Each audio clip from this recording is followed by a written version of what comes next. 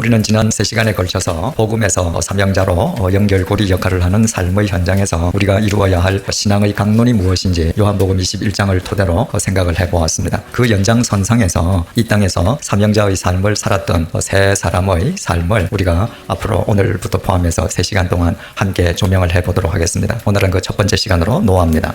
첫 번째로 창세기 5장 1절에서 한번 보시겠습니다. 이것은 아담의 계보를 적은 책이니라. 하나님이 사람을 창조하실 때에 하나님의 모양대로 지으시되 남자와 여자를 창조하셨고 그들이 창조되던 날에 하나님이 그들에게 복을 주시고 그들의 이름을 사람이라 일컬으셨더라. 아담은 130세 자기의 모양 곧 자기의 형상과 같은 아들을 낳아 이름을 셋이라 하였고 아담은 셋을 낳은 후 800년을 지내며 자녀들을 낳았으며 그는 930세를 살고 죽었더라. 아담에서부터 셋으로 이어지는 족보가 이렇게 나오는데 이 족보는 우리에게 세 가지 사실을 깨닫게 해줍니다. 첫 번째 사실은 모든 인간은 반드시 죽는다는 것입니다. 800년을 살았던 900년을 살았던 다 죽었다. 오늘 하루 우리 살았죠? 그런데 실제로는 살았습니까? 아닙니다. 오늘 하루 죽은 겁니다. 우리는 매일 하루하루 죽어가요. 그렇다면 내가 어떻게 생명의 삶을 살 것인가? 하나님과 바른 관계를 맺게 되는 것이죠. 그래서 셋의 족보는 죽음의 족보로 시작된다. 죽음을 아는 사람만 생명을 필요로 하기 때문인 것입니다.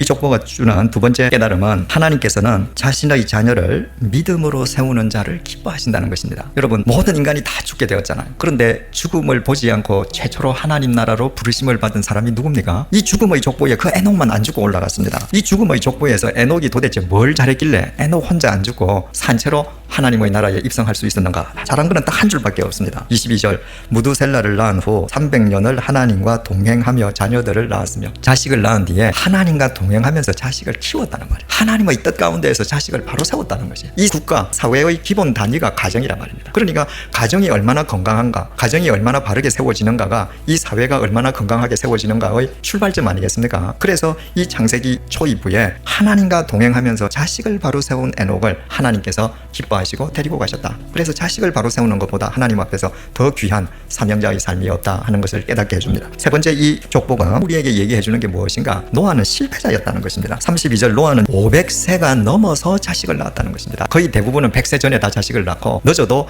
200세 되기 전에 다 자식을 낳았는데 노아는 500세 된 후에야 셈과 함과 야벳을 낳았다. 이것을 강조합니다. 여러분, 이 시대는 뭐가 제일 큰 재산입니까? 자식이 재산입니다. 그 당시에는 자식이 없으면 실패자거든요. 노아는 500세 될 때까지 인생 실패자였다라고 성경이 노아 족보를 통해서 우리에게 소개를 합니다. 여러분, 노아만 실패자였습니까? 모세 왕자로 40년을 살다가 40년 동안 광야에서 양치기로 산다. 인생 실패자입니다. 여러분, 성경에 하나님께서 부르신 사람치고 실패자 아닌 사람이 없습니다. 왜 성경은 항상 이렇게 그 시대 그 상황 속에서 실패한 사람들을 하나님 당신의 사명자로 불러들이시는가? 간단합니다. 이유는 실패한 사람만이 자기 한계를 압니다. 성공만 한 사람들은 자기 한계를 모릅니다. 무엇이든지 다 할 수 있다고 생각합니다. 하나님과 관계가 맺어질 수 없죠. 두 번째로, 실패한 사람만 하나님 앞에서 겸손할 수 있습니다. 내 능력으로 안 되는 거에 너무 많거든요. 아니, 다 안 되는 겁니다. 그분 도우심 없이는 안 되는 거예요. 그래서 실패를 경험한 사람만 주님 앞에 순종하게 되는 것입니다. 그 시대에 노아만 실패자였기 때문에 하나님 앞에서 겸손할 수밖에 없지 않겠습니까? 그 주님 앞에 귀를 기울이지 않을 수 없지 않겠습니까? 하나님께서는 우리를 사랑하시기 때문에 내 인생 군데군데 실패의 모래 구덩이를 두십니다. 거기에 빠져서 허우적거리고 거기에서 네 인생 끝나라는 것이 아닙니다. 그 인생의 벙커를 통해서 하나님 앞에서 사명자로 바로 살아가는 전문가로 만들어주시기 위함입니다. 여러분이 실패하신다면 그것으로 인해서 하나님께 감사해야 합니다. 실패는 절대로 좌절하라고 주시는 것이 아니라 그 실패를 통해서 새롭게 사명자의 길로 나아가라고 주시는 은혜인 것입니다. 그것을 알 때 우리가 전혀 차원이 다른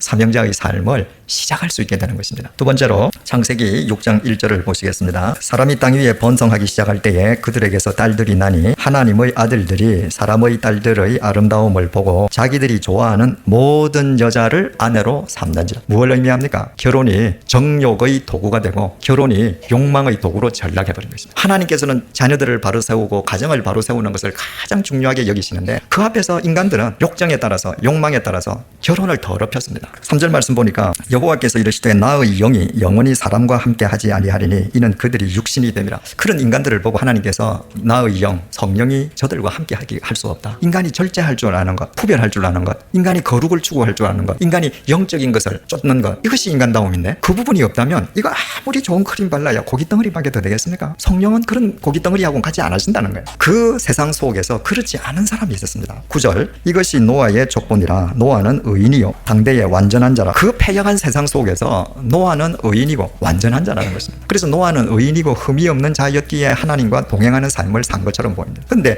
그 패역한 세상 속에서 어떻게 노아가 그런 삶을 살 수 있었는가? 노아가 만약에 자력으로 그런 삶을 살 수 있었다고 하면 기독교는 불교와 구별될 수가 없습니다. 우리는 그렇게 못하잖아요, 스스로. 그런데 바로 8절이 이렇게 얘기합니다. 그러나 노아는 여호와께 은혜를 입었더라. 하나님의 은혜가 먼저 임한 것입니다. 하나님의 은혜가 먼저 임했기에 선행된 하나님의 은혜를 힘입어서 하나님 앞에서 의인의 삶을 살 수 있었고 하나님과 동행할 수 있었던 것입니다. 그 결과로 인류의 두 번째 시조가 되었던 것이죠. 오늘 우리가 삶의 현장 어디에 있을 때에도 그곳에 현재형으로 우리와 함께 하시는 은혜를 베풀고 계십니다. 그 주님의 은혜를 은혜로 알고 그분의 손길에 나를 맡길 때 그분에 의해서 삼형자의 삶은 완성되어 가는 것입니다. 세 번째로 창세기 6장 13, 14절 말씀입니다. 하나님이 노아에게 이르시되 모든 혈육 있는 자의 포악함이 땅에 가득하므로 그 끝날이 내 앞에 이르렀으니 내가 그들을 땅과 함께 멸하리라. 너는 고페르 나무로 너를 위하여 방주를 만들되. 이 말씀에서 방주라는 말이 히브리 말로 테바라고 기록이 되어 있습니다. 이때 출애굽기에서 모세의 어머니 요게벳은 아들이 태어나면 나일강에 던져서 죽이라는 파라오의 명령을 거역하고 아기 모세를 더 이상 숨길 수 없게 되었을 때 갈대를 엮어서 상자를 만들었습니다. 이때 이 갈대 상자도 테바이며 방주입니다. 노아와 모세의 방주의 특징은 자체 동력이 없다는 것입니다. 방주에는 엔진도,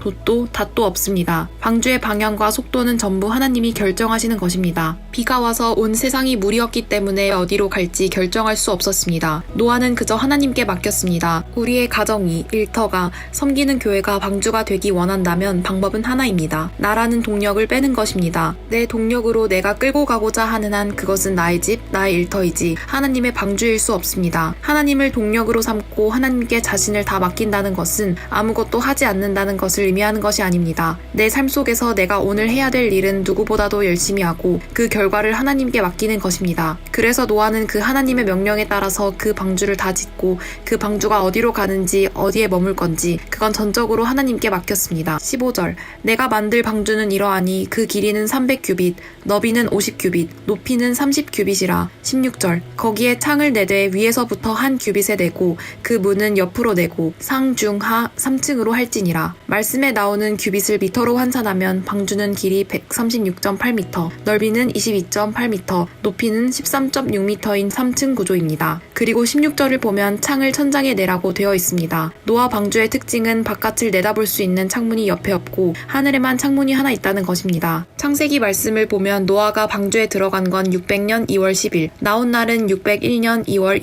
27일이었습니다. 노아는 방주 속에 1년 17일 있었는데 그 방주에서 노아의 8식구는 짐승들의 먹이를 주고 오물을 치우며 그들과 함께 살았습니다. 아무리 방주가 커도 노아 8식구가 사는 공간은 한정되어 있었고 그 한정된 공간에서 매일 보는 건 8식구 얼굴밖에 없었습니다. 매일 중노동을 하며 온갖 새소리 짐승들의 소리를 듣고 오물 냄새를 맡으며 굉장히 힘들었을 것입니다. 그런데 노아의 8식구는 1년 17일 동안 방주 속에서 주어진 사명을 완수할 수 있었습니다. 그들이 그렇게 할 수 있었던 이유는 바로 이 배의 구조입니다. 만약에 세상을 보는 창이 옆에 있었더라면 세상을 보면서 옛날 세상의 삶을 그리워하며 못 견뎠을 것입니다. 그들이 볼 수 있는 것은 천장에 있는 창을 통해서 하나님밖에 없었습니다. 하나님과 시선을 맞대고 있을 때 모든 질문이 다 해소되는 겁니다. 하나님의 뜻이기 때문에 저분을 봄으로 인해서 모든 질문은 해소되는 것입니다. 사명자는 하나님과 시선을 맞대고 살아야 합니다. 우리가 부모의 자리를 지키든 회사원의 자리를 지키든 자신의 자리를 삶의 사명 현장으로 알고 지키려고 할 때 이때 이것이 맞는가? 이런 삶을 계속 살아야 되는가? 회의가 있을 수 있습니다. 그때 우리의 삶의 현장이 정말 하나님께서 역사하시는 방주가 되기를 원하신다면 우리의 영혼의 창을 뚫고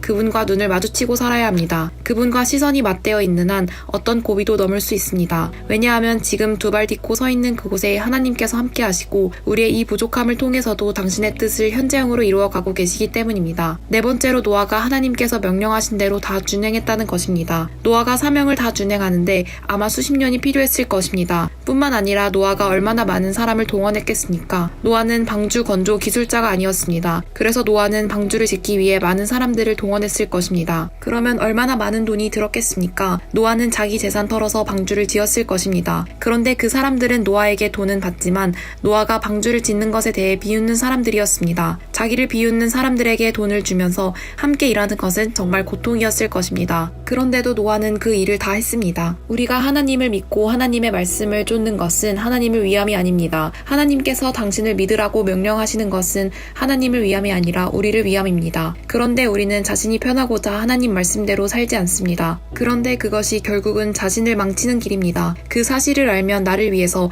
하나님 말씀대로 살지 않을 수 없는 것입니다. 19절 말씀입니다. 효력이 있는 모든 생물을 너는 각기 암수 한 쌍씩 방주로 이끌어들여 너와 함께 생명을 보존하게 하라. 7장 2절에 너는 모든 정결한 짐승은 암수 7씩, 부정한 것은 암수 2씩 내게로 데려오며 6장에서는 각기 한 쌍 데려오라고 하셨는데 7장 말씀에서는 정결한 짐승은 7쌍씩, 부정한 것은 암수 2씩 데려오라고 하셨습니다. 그런데 제일 마지막에는 7장 15절 무릇 생명의 기운이 있는 육체가 2씩 노아에게 나와 방주로 들어갔으니 마지막 날 방주로 들어갔을 때는 모든 것들이 한 쌍씩 나와서 방주로 들어갔습니다. 하나님 말씀이 다릅니다. 노아는 하나님께서 처음에는 한 쌍씩 집어 넣으라 하시다가 그 다음에는 정결한 것 7쌍, 부정한 것은 한 쌍으로 말씀하셨다가 마지막에 한 쌍으로 또 바뀌어도 한 번도 질문하지 않았습니다. 왜냐하면 몇 쌍이 나오게 하든 이끌어 오시는 것은 하나님의 영역이기 때문입니다. 우리의 영역은 하나님께서 이끌어 오신 것을 집어넣는 것입니다. 사명자의 삶을 살다 보면 자신이 하나님이 되는 경우가 많습니다. 그건 사명자가 아닙니다. 하나님은 우리에 의해서 다루어지는 분이 아니십니다. 노아는 철저하게 하나님의 말씀을 다 듣고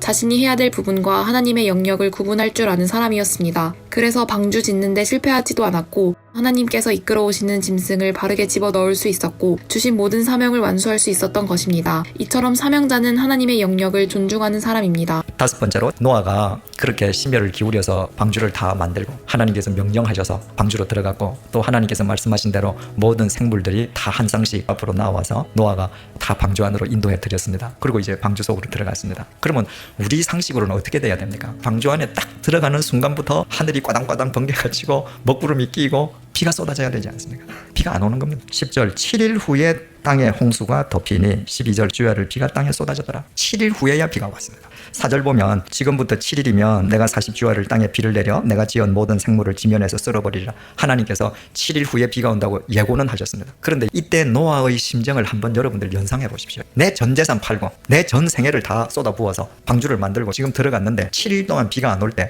이게 정말 내가 지금 맞는 짓 한 건지 얼마나 고통스럽겠습니까? 근데 왜 하나님께서는 1시간 하루만 기다리게 하셔도 될 걸 왜 7일씩 기다리게 하는가? 성경에서 7자는 온전수 아닙니까? 온전히 기다리게 하셨다는 것이거든요. 만약에 노아가 들어가자마자 비가 쏟아졌다. 그러면 정말 하나님 말씀이 이루어진 것을 노아가 찬양하고 감사하고 기도는 하겠지만은 궁극적으로 방주를 짓고 한 건 누구의 의가 됩니까? 노아의 의가 됩니다. 그러나 7일 동안 정말 그 하나님의 언약을 온 중심으로 겸손하게 기다리는 그 노아의 중심이 확립인해서 방주를 짓고 구원받는 것은 노아의 의가 아니라 하나님의 은혜임이 심령 속에 다시 새겨지는 것입니다. 그래서 하나님 아버지께서는 당신의 모든 사명자들로 하여금 반드시 인내의 과정을 거치게 하십니다. 이 인내라고 하는 것은 바꾸어 말하면 자기 동력을 빼는 거죠. 내 마음대로 살고 싶은 내 동력을 빼는 겁니다. 그래서 온전히 하나님의 약속의 말씀만 나를 지배하도록 맡겨드리는 것이죠. 우리는 보이는 것을 믿는 사람들이 아닙니다. 보이지 않는 것을 믿는 사람입니다. 영혼은 안 보이잖아요. 그 안 보이는 것을 믿으려면 안 보이는 것이 나한테 이루어지기까지는 기다려야 되잖아. 그 기다리면서 내가 점검까지 빚어지는 것입니다. 인내의 과정을 통해서 삶은 날로 성숙해질 수 있는 것입니다.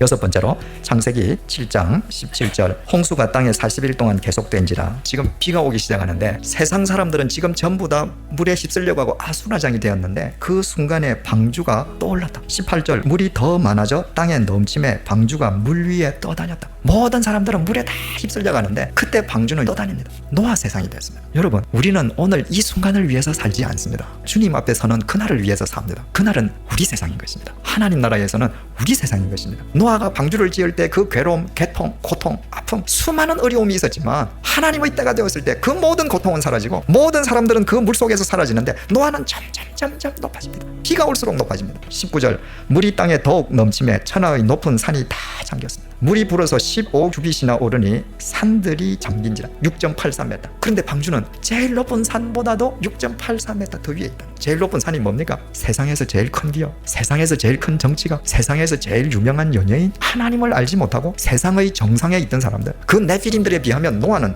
명함도 못 내미는 사람입니다. 하나님의 날이 되니까 이들은 물속에 다 잠기고 점점 노아가 더 높아져서 그들보다 6.84m 더 높이 있더라. 6.84m의 높이가 어떤 높이의 차이입니까? 21절 땅 위에 움직이는 생물이 다 죽었으니 그 6.84m의 차이는 죽음과 삶의 차이입니다. 심판과 구원의 차이입니다. 죽음과 영원의 차이입니다. 절대로 이 세상 사람들이 범접할 수 없는 차이입니다. 우리는 그 차이를 믿고 바라보고 사는 사람들.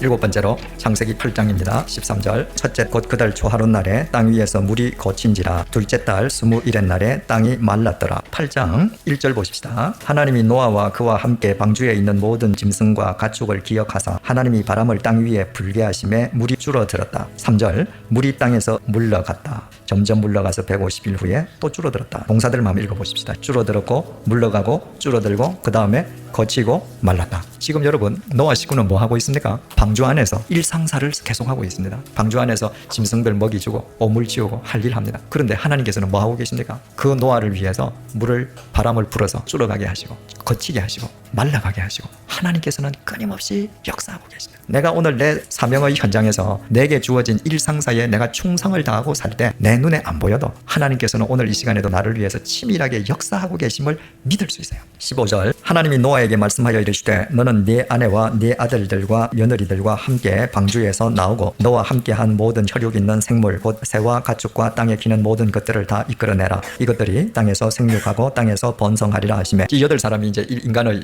새 역사를 시작하지 않습니까? 노아가 식구들과 함께 나왔습니다. 20절 노아가 여호와께 제단을 쌓고 모든 정결한 짐승과 모든 정결한 새 중에서 제물을 취하여 번제로 제단에 드렸다. 다른 짐승들은 전부 다 뛰고 날고 지네들 하고 싶은 대로 하는데 노아 식구는 제단 쌓고 하나님께 제사 드렸다. 예배 드렸다. 제단이라는 게 히브리사 자바흐에서 파생이 되었는데 자바흐라고 하는 것은 죽인다, 잡는다, 희생한다, 피 흘린다 이겁니다. 노아가 이 순간에 하나님께 예배 드렸다는 건 자기를 죽인 겁니다. 1년 17일 만에 나와서 제일 첫 시간 나를 위해서 쓰고 싶은 내 마음을 죽인 겁니다. 이 마음을 하나님께 드리는 것입니다. 그랬더니 하나님께서 21절 여호와께서 그 향기를 받으시고 여러분 짐승을 태우는 냄새는 향기롭지 않습니다. 그런데도 향기롭다. 뭐가 향기롭다는 것입니까? 지금 노아가 자기를 태워드리는 것이거든요. 그 노아의 중심의 향기를 지금 주님께서 연락하시는 것입니다. 노아는 어떤 사람이었는가? 예배의 사람이었습니다. 마지막으로 9장 12절 하나님이 이르시되 내가 나와 너희와 및 너희와 함께하는 모든 생물 사이에 대대로 영원히 세우는 언약의 증거는 이것이니라. 내가 내 무지개를 구름 속에 두었나니 이것이 나와 세상 사이의 언약의 증거니라. 하나님께서는 이제 다시는 물로 인간을 썰어버리시지 않겠다고 언약을 주시지 않습니까? 그리고 그 언약의 증표를 주셨습니다. 맹세는 약한 자가 강한 사람한테 이야기할 때 맹세하는 것. 그런데 하나님께서는 이 보잘것없는 죄인인 인간을 상대하시면서 당신의 이름으로 맹세하시는 분일 뿐만 아니라 약속의 증표까지 주십니다. 그 약속의 증표가 뭐였습니까? 무지개입니다. 무지개는 정말 아름답지 않습니까? 여러분 나 같은 죄인을 구원해 주신다는 하나님의 구원보다 더 아름다운 게 있겠습니까? 그래서 무지개를 구원의 증표, 언약의 증표로 주시는 거죠. 또 무지개는 신비합니다. 하나님의 구원의 역사는 참으로 신비스럽습니다. 그래서 나 같은 죄인도 그 신비스러운 구원의 은혜로 세우시는 것입니다. 또 무지개는 엄청나게 큽니다. 하늘 이 끝에서 저 끝까지 걸쳐지지 않습니까? 그래서 천하 만민을 다 구원할 수 있을 만큼 하나님의 은혜는 큽니다. 또 무지개는 사람이 임의로 세우거나 헐지 못합니다. 하나님께서 구원하시고자 하는 사람을 사람이 절대로 가로막을 수 없습니다. 하나님께서 구원하시고자 작정하시면 누구든지 하나님께서는 세우십니다. 그래서 나도 그 속에 포함이 되는 것이죠. 또 무지개는 땅에 걸리는 것이 아니라 하늘에 세워지지 않습니까? 하나님의 언약, 하나님의 구원은 모두 하늘로부터 온다는 표식이 되는 것이죠. 그런데 하나님께서 이처럼 다시는 인간을 멸하시지 않는다는 구원의 언약을 주시고 증표를 주시는 까닭이 무엇인가? 그러므로 8식구 보고 새로운 역사를 시작하라는 것입니다. 노아는 하나님의 언약의 은혜 속에서 새로운 역사의 막을 올릴 수 있었던 것이죠. 결론을 맺겠습니다. 첫 번째로 사명자 노아의 삶은 철저하게 삶의 현장에서 이루어졌다는 것입니다. 하나님께서 노아에게 방주를 지으라고 명령하실 때 노아 보고 바닷가에 가서 어부처럼 살면서 방주를 지어라 그렇게 말씀하시지 않지 않았습니까? 노아가 사는 그 삶의 현장에서 방주를 지으라는 것입니다. 방주에 들어가서는 1년 17일 동안 그 방주 속의 삶의 현장에 충성을 다했습니다. 했습니다. 방주에서 나와서는 동력이 없기 때문에 그 방주가 어디에 정착할지 모르지 않습니까? 그러나 하나님께서 머물게 하신 그곳에서 내려와서 그 주어진 삶의 현장에서 또 최선을 다했습니다. 그러니까 노아는 삶의 현장을 도외시하고 유토피아를 쫓아다닌 사람이 아니고 생이 다하는 날까지 삶의 현장에서 주어진 삶에 충성을 다했던 사람이었다. 두 번째로 노아의 삶 속에서 요한복음 21장의 강론이 다 이루어졌다. 세 번째로 노아의 인생은 하나님의 은혜 속에서 시작되고 하나님의 은혜에 의해 마무리되었다. 그 은혜의 하나님이 어디 계십니까? 여러분과 함께하고 계십니다. 여러분을 부르셨습니다. 그러므로 그 은혜의 손길에 그 동력에 여러분들을 맡기면 여러분들 또한 여러분들의 삶의 현장에서 이 시대를 위한 노아로 살아가게 되고 여러분의 가정과 일터가 크냐 작으냐 상관없이 하나님의 방주 역할을 다할 수 있게 되는 것입니다.